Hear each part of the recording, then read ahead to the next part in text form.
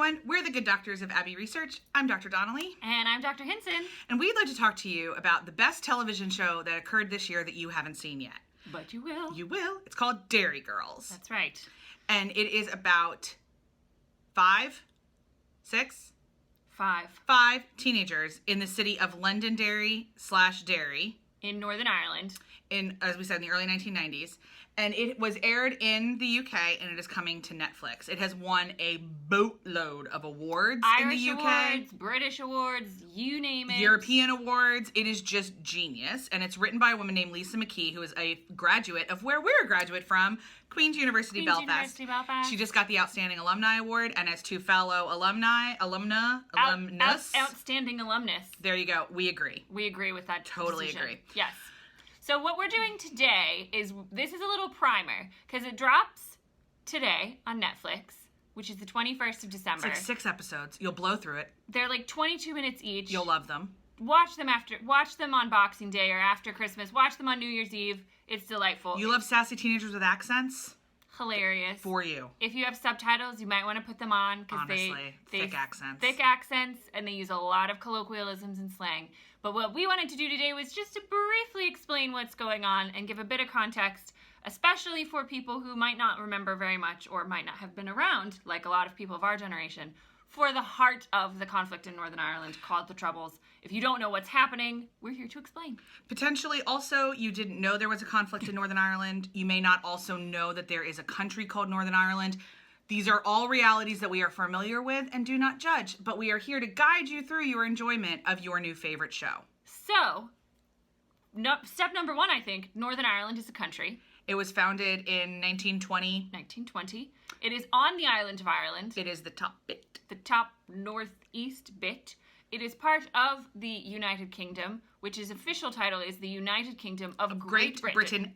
And Northern Ireland. Great Britain being England, Scotland, and Wales, the island next door.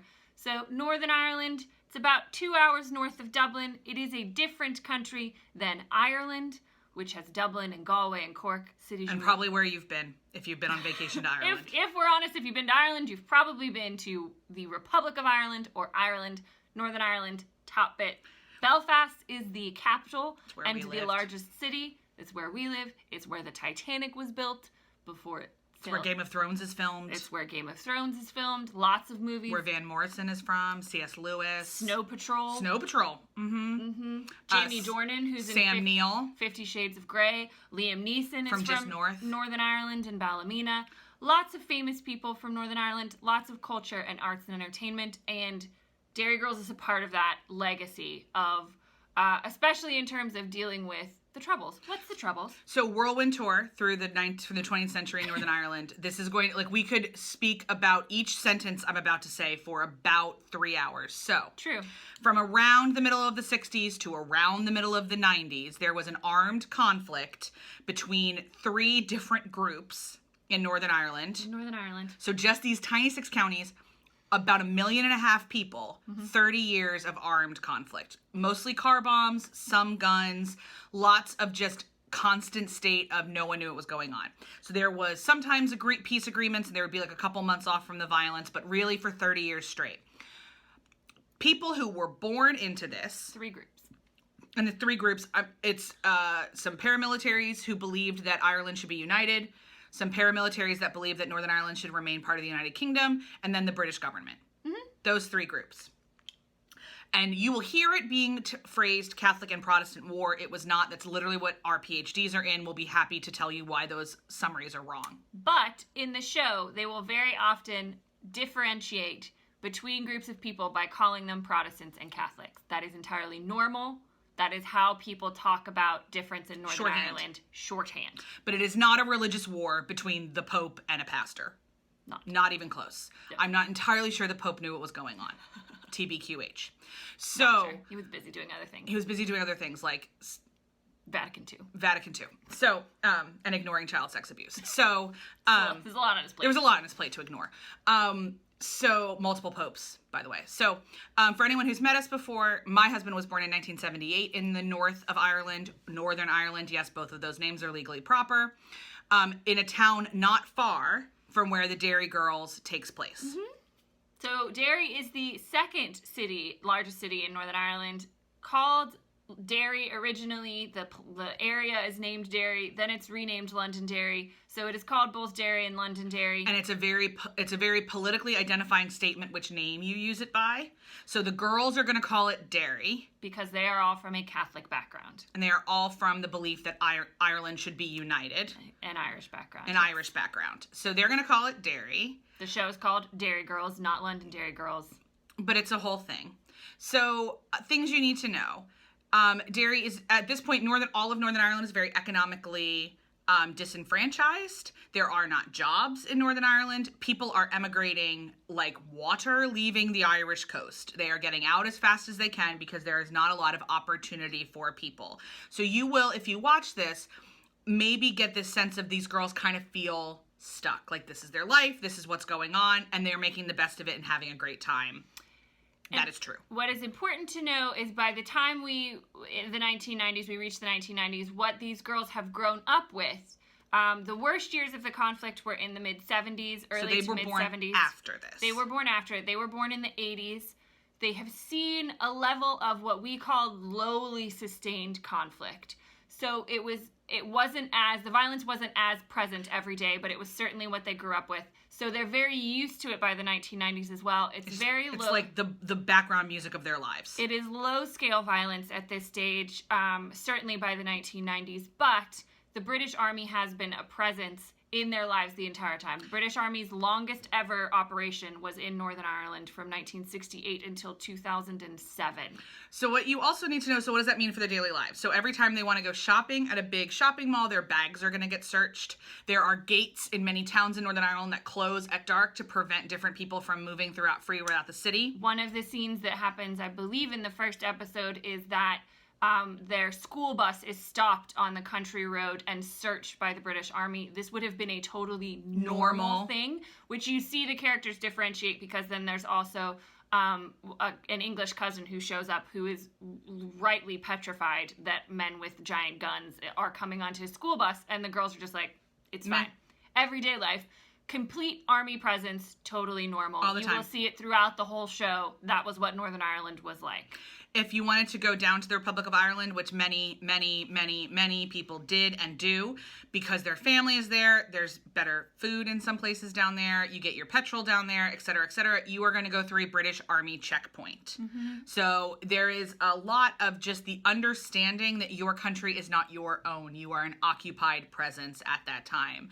And so it's just kind of the natural, so imagine wherever you grew up, if you grew up somewhere where there was not the presence of armed guards all the time, this may seem very foreign to you and a little bit overwhelming. We can tell you from everybody who we love, it was not. It was just life.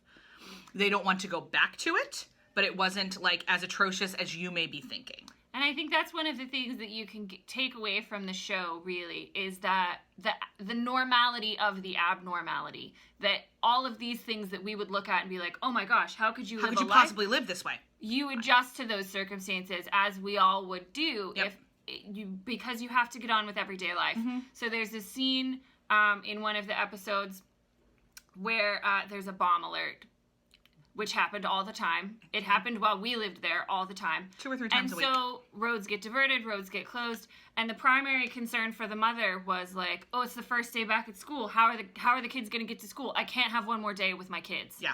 This is the end of summer break. They have to go back to school. Now, you would think her primary concern would be for the bomb, but when you're so used to it happening, you want everyday life. You don't want your everyday life to be interrupted. So that's one of the lessons you can take away from the show. That's certainly how everyone that we know who lived through it. They're called security alerts. You had to get on with everyday life. I was usually annoyed because it meant that traffic was going to be bad and I couldn't get to a meeting. Also know that very rarely do these bombs go off. Yes. Like very statistically rarely. They're usually built in a garage and built poorly. Yeah. And frequently there's not even a bomb there. Somebody just called something in to disrupt. The general point of most of the armed campaigns was to annoy people And I say that kind of sarcastically and not that's not what the actual point was. It wasn't the actual point. But it wasn't like some terrorist stuff here where the point was the loss of as much human life as possible. It was a lot of property damage. It was a lot of point making in their strategy rather than trying to like exterminate an entire population, mostly. So that's also different than maybe some of what you are thinking about living in an armed conflict. It's not Colombia. It's not fueled by drugs and things like that at the time. So it all felt a little bit more survivable to people too. Yeah, I can't think of anything more to add on that. We wanted to make this primer because we understand not a lot of people know a lot about Northern Ireland, understand a lot about the conflict, what took place there, and we are big believers in context. So that was important for us. We thought, you know what, Derry Girls is going to storm the U.S. like it stormed every other part of the United Kingdom and Ireland, because the stories are endearing, the characters are hilarious and wonderful. We were all teenagers, and there's a universality to that experience that you can definitely identify with, even if you don't understand the words coming out of their mouth. For anyone who watched Moon Boy on Hulu and loved it, this is along the same lines. Just imagine Martin when he's 15. So we are also making this a promo for Derry Girls. Please watch it. Please watch it. Give it a shout. It's on Netflix. It will take you a few hours. It is delightful and endearing and enthralling and hilarious. And you get to understand someone else's life who you may never meet. So, for that, I think that's all we've got for you. Happy Derry Girls Day. Happy Derry Girls release day. We're the Good Doctors from Abbey Research. I'm Dr. Hinson. And I'm Dr. Donnelly. And we'll see you on Netflix. Bye! Bye!